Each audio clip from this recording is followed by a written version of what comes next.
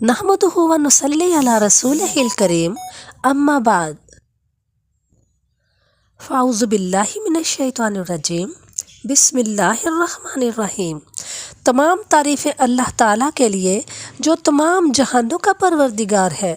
लाखों करोड़ों अरबों खरबों क़यामत तक के लिए दरूद और सलाम हो हमारे प्यारे आका हज़रत मोहम्मद मुस्तफ़ा सल्लल्लाहु अलैहि वसल्लम पर।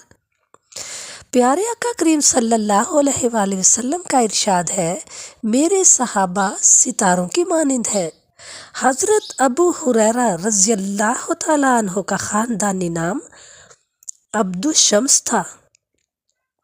रंग गंदमी, शाने कुशादा, दांत आबदार और आगे के दो दांतों के दरमियान जगह खाली थी। अभी बच्चे थे कि सर से वालिद का साया उठ गया।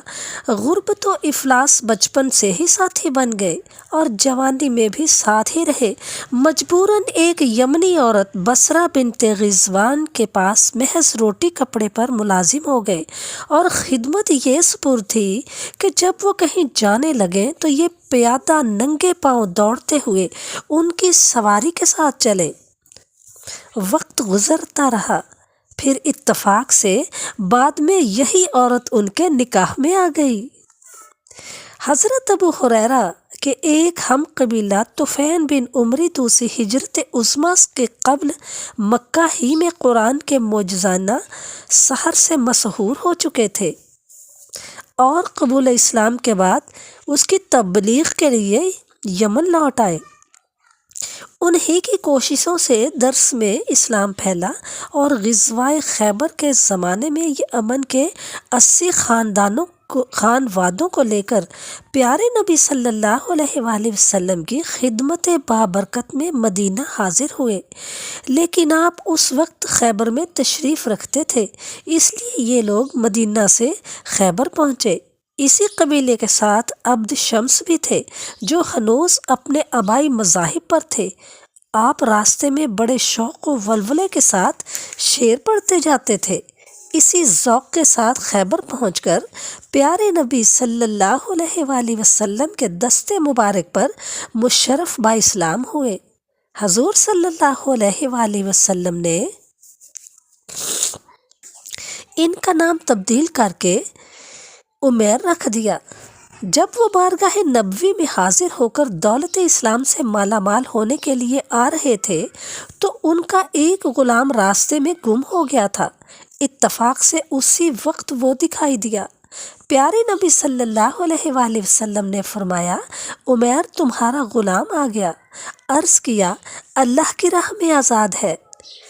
बैत इस्लाम के बाद वो दामन नबवी से ऐसे वाबिस्ता हुए कि मरते दम तक साथ ना छोड़ा। आपका नाम उमैर अबू हुरैरा कुन्नियत थी। सिलसिला नसब उमैर बिन आमर बिन अब्दुज़्ज़ार शरा बिन तरीफ बिन गयास बिन लहीनिया बिन साद अब्द शम्स था। कुन्नियत की वजह खुद बयान करते हैं कि मैंने एक बिल्ली पाली हुई थी। शब में उसको एक दरख्त में रखता था और सुबह को जब बकरियां चराने जाता तो साथ ले लेता और उसके साथ खेलता। लोगों ने ये गैर मामूली दिलचस्पी देखकर मुझको अबू हुरैरा कहना शुरू किया। लिहाजा ये कुन्नियत ऐसी मशहूर हुई कि असल नाम पसे मंजर में चला गया।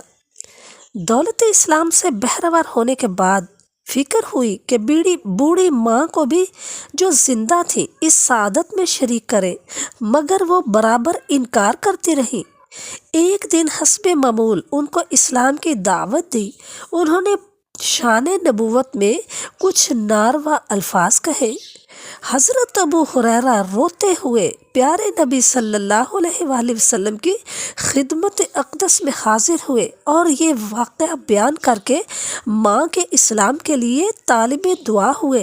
रहमत आलम सल्लल्लाहु अलैहि वसल्लम, जिनको कुरान में मेरे प्यारे अल्लाह ताला ने फरमाया है, वमा अरसलनाका इल्ला रहमतल लिल आलमीन, ए महबूब हमने आपको तमाम जहानों के लिए रहमत बनाकर भेजा। रहमत आलम ने दुआ फरमाई। वापस हुए तो दुआ कबूल हो चुकी थी।